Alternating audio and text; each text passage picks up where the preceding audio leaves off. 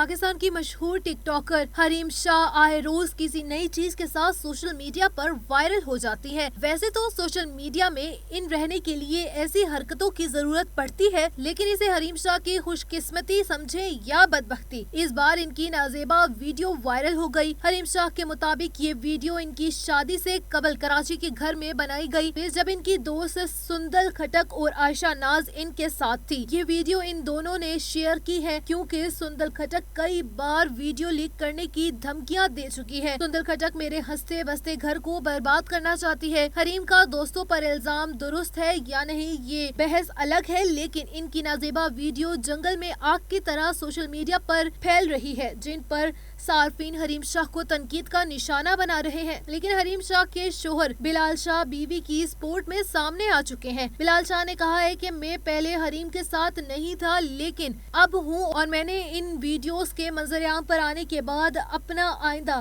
Spain کا دورہ بھی کینسل کر دیا ہے۔ ہم جلد پاکستان آ کر مخالفین کے خلاف قانونی کارروائی کریں گے۔